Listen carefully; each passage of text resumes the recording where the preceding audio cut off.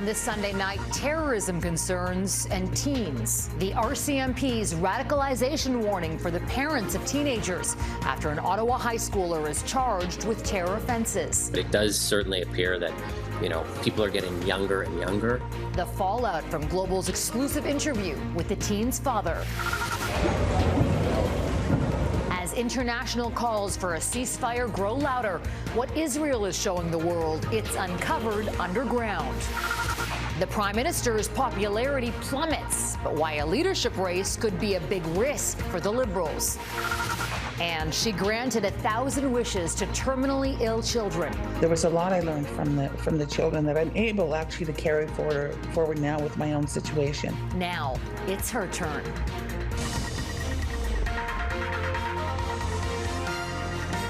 Global National with Farah Nasser. Good evening to you. Thanks for joining us. We begin tonight with fallout from a story we broke last night here on Global News. The arrest of a 15-year-old in Ottawa accused of facilitating and instructing terrorist activity against Jewish people. Leaders from that community are urging Canadians to be more vigilant as the RCMP warns about a unique rise in violent extremism among teens. The Mounties say there have now been 5 Canadian teenagers arrested on terror-related cases since June. Mike Drolet has our top story tonight. The RCMP say an Ottawa teen's targets in an alleged terrorist attack Jewish people. Shocking, perhaps, from a 15-year-old, but with the RCMP reporting a growing trend in youth being radicalized, it's no longer surprising. The allegations against the youth have not been proven. Meanwhile, Jewish communities across the country are taking note and issuing warnings. The Jewish Federation of Ottawa released a statement saying that while the police assess there is no risk because the individual is in custody, we ask that everyone exercise heightened awareness and diligence in following security protocols. It's a terrifying new reality for Jewish communities around the world, including here in Canada, where Jewish institutions, synagogues, schools have been firebombed and shot at already before this latest development. In an exclusive interview with Global News, the Ottawa boy's father said his son was naive and that the Iraqi family had taken steps to prevent the youth from being radicalized. Oh, it's more religious. I knew that, and I warned him many times. Me and his mother, stay away from extremists or something.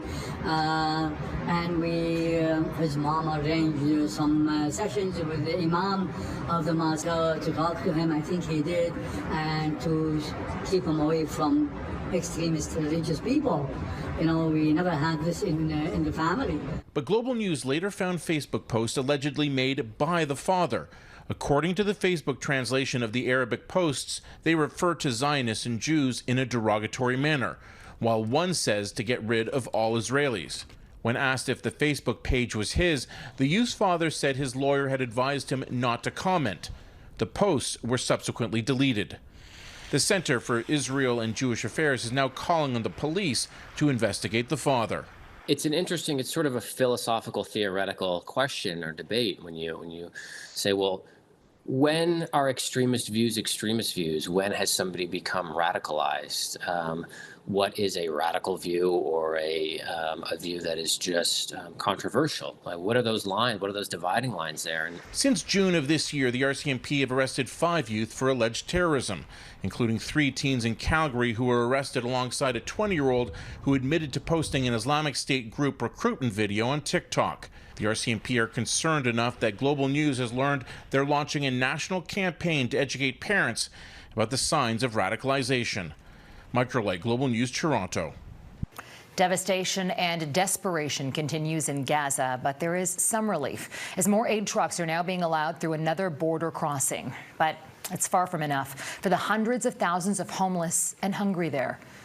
In Rafah, thousands of Palestinians lined up on the streets, all to get some stew from emergency relief workers. The UN's World Food Programme has warned about half of Gaza's 2.3 million people are starving as Israel continues its siege. With thousands of Palestinians already dead, 70% women and children, according to the Hamas-run health ministry.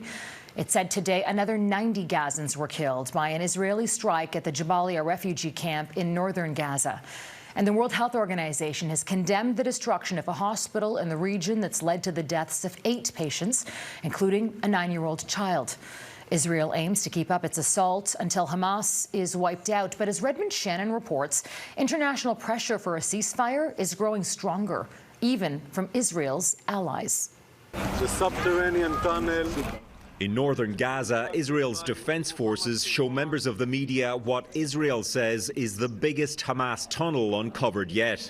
Without demolishing the tunnel project of Hamas, we cannot demolish Hamas. Parts appear big enough to drive a vehicle through. And this is video released by Israel, which it says was filmed by Hamas during tunnel construction. Israel says the tunnel was used by Hamas militants during the October 7th attacks, which triggered this war. Il doit s'engager dans un cessez-le-feu. On a visit to Israel and the occupied West Bank, France's foreign minister called for an immediate ceasefire. Her counterparts in Germany and Britain wrote a joint newspaper opinion piece Sunday saying they support a ceasefire, but only if it is sustainable. That may be somewhat ambiguous, but marks a shift in tone for 2 nations that abstained from Tuesday's UN ceasefire vote. Fighting is not the answer right now. We want our people here. Many families of kidnapped Israelis want a ceasefire too. Sunday's funeral of hostage Alon Shamrez, a realization of their deepest fear. He and 2 other hostages mistakenly shot dead by Israeli forces inside Gaza on Friday. Prime Minister Benjamin Netanyahu says Israel will fight until Hamas is eliminated, but he says negotiations with Qatar and Egypt are ongoing to secure the release of hostages.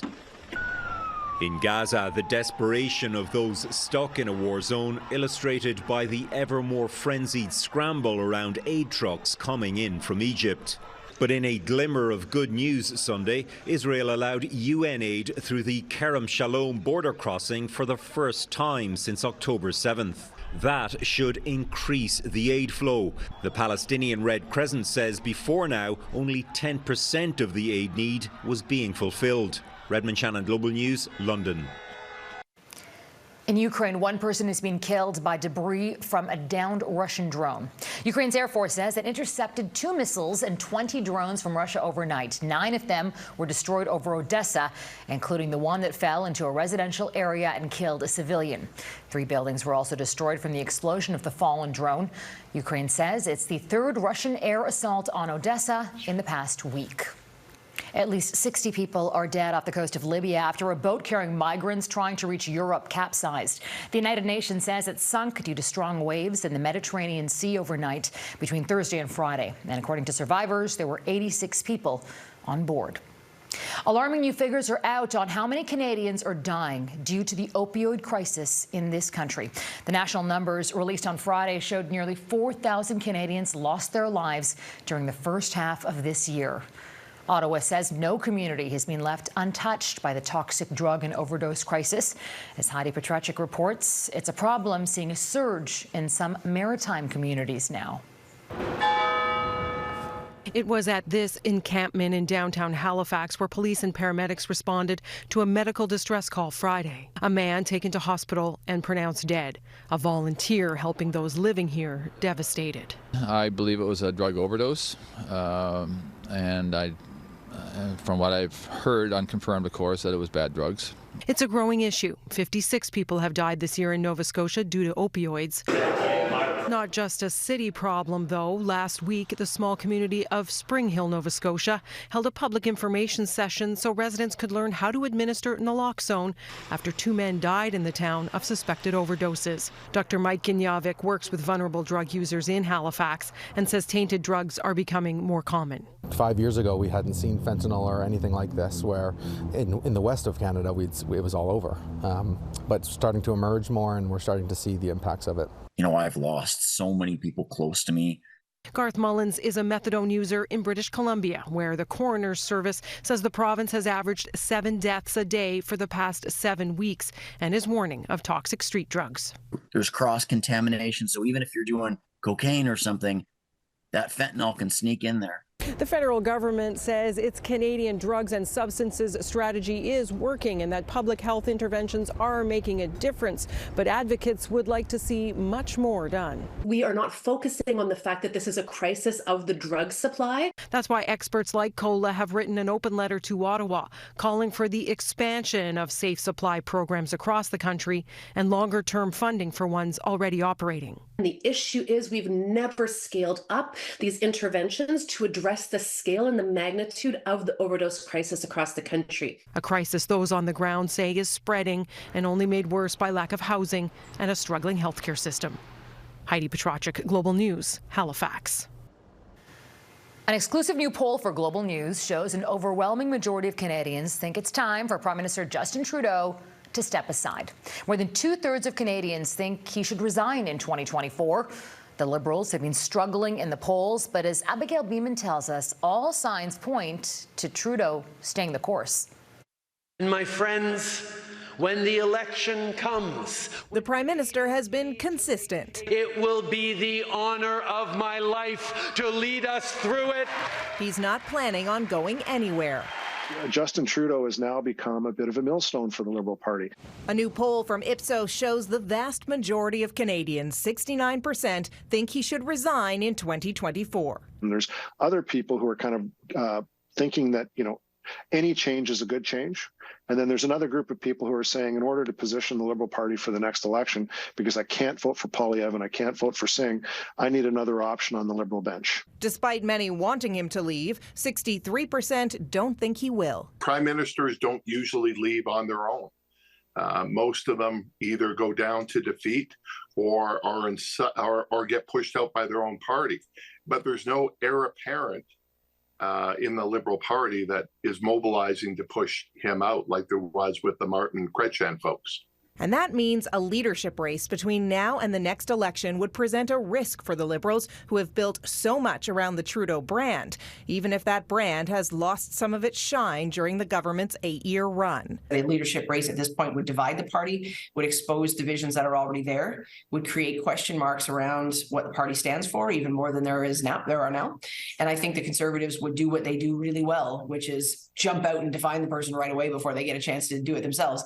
If Trudeau stays on, a different danger with these numbers are the people who choose to sit out the next election. They may not want Trudeau to be Prime Minister again, but they're not prepared to vote Conservative or NDP. And experts say that can cause not just low voter turnout, but volatility in the electoral system and for funding, critical for the campaign. Abigail Beeman, Global News, Ottawa. A net zero facelift, the European-inspired retrofit plan that's made its way to Alberta. Plus, giving and receiving. A woman who changed the lives of hundreds of terminally ill children now is asking for some help of her own.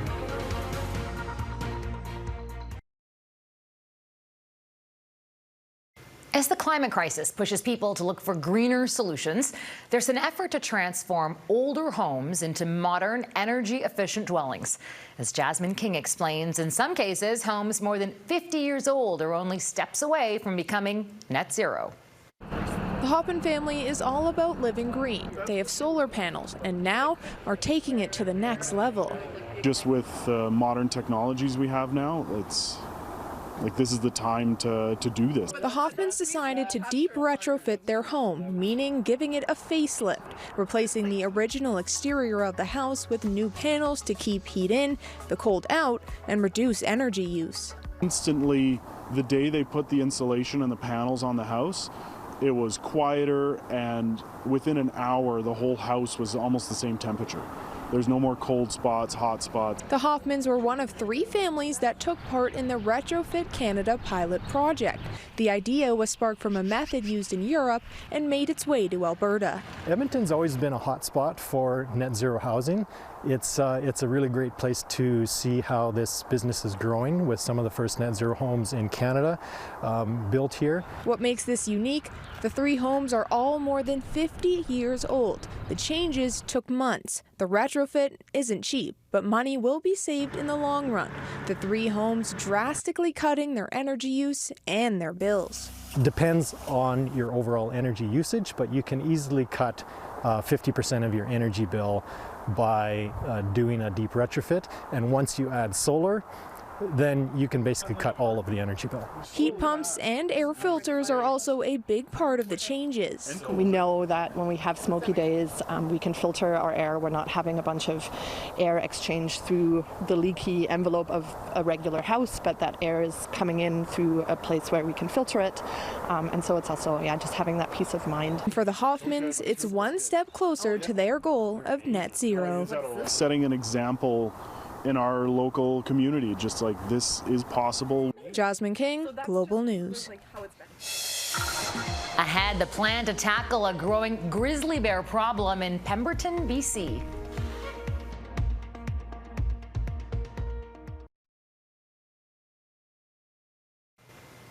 Residents in a BC community are asking for the government's help to coexist with grizzly bears. Encounters are growing as the bear's population thrives in the Pemberton area, which is just north of Whistler. And as Paul Johnson reports, it's a complicated issue with no easy solution. In the farm and ranch country northwest of Pemberton, the return of the grizzly is either terrifying or thrilling, depending on who you talk to. What we're hearing from farmers and residents of the Pemberton Valley is that there are more bear sightings than we've ever really experienced in recent memory. Grizzlies were shot out of this valley long ago, but changing views and the ending of the trophy hunt in BC have allowed their numbers to grow again, with curious and hungry bears now wandering where they haven't been in decades. Jen Ford is the chair of the Squamish-Lillooet Regional District. We're hearing that some grizzlies are boldly accessing farmland. They're traveling into areas that they traditionally have not traveled before, and there's a lot of concern. Among the things they're learning in Pemberton is the challenge of relocating grizzly bears. Earlier this fall, they moved one over to the Stein Valley, which was a long way and over the mountains. It was back in a few days. The situation has prompted the regional district to reach out to the province for guidance on a grizzly coexistence strategy. They'd like to get some plans drawn up before the bears emerge from hibernation in the spring. Education, public safety, and management of attractants will all likely be on the table. We have to up our game because we're building communities more and more into bear habitat, so interactions are going up for sure. Coming into the city or into the town of Pemberton, I'll say, is a safety hazard there's a lot of families and a lot of, pedestrians that live here. While grizzlies are on the move, so is public perception, particularly in a place that's seen an influx of new residents whose reason to come here was to experience wild BC. I mean, I think they should be left alone, obviously. Or even, if that's possible, move them further out there, but I wouldn't want to see any harm come to them. Basically because they lived here long before we did. As the Sea to Sky region comes up with a new grizzly plan, it's worth noting that for all the sightings and concern, we couldn't find a single report of an aggressive move by a grizzly here this year, let alone a case where anyone was hurt. In Pemberton, Paul Johnson, Global News. Next, a terminally ill woman who made kids' wishes come true for decades now has one of her own.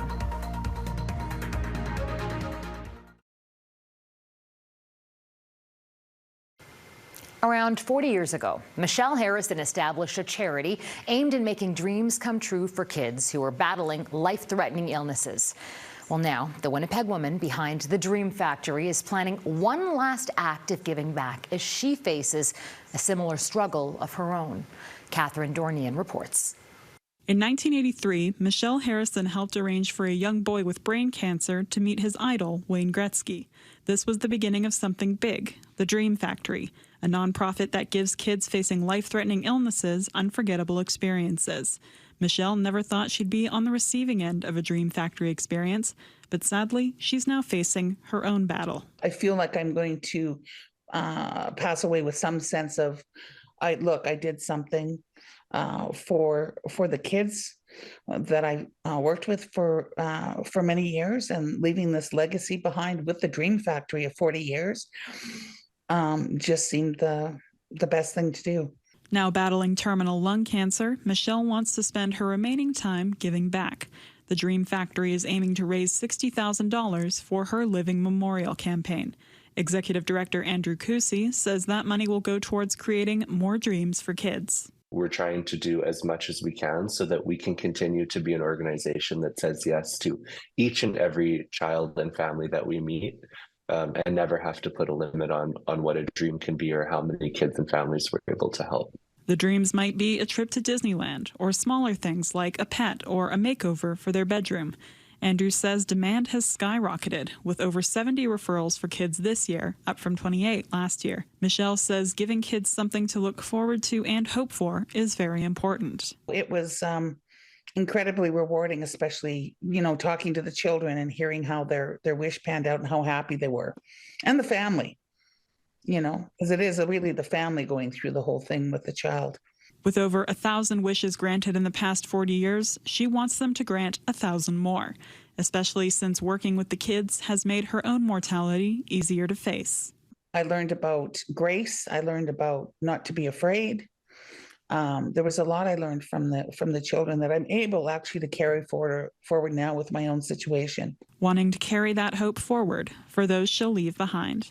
Catherine Dornian, Global News. And that is Global National for this Sunday night. I'm Farah Nasser. On behalf of our whole crew here, I want to thank you so much for spending part of your Sunday evening with us. Tonight's Your Canada is the Toys R Us in South Edmonton, which has teamed up with the Starlight Foundation to give a group of critically sick children a private shopping spree. Toys R Us Canada's raised $28 million for Starlight Canada since the organizations teamed up 24 years ago. Donna will be back with you tomorrow. Until next time, take care of yourselves and take care of each other. Good night.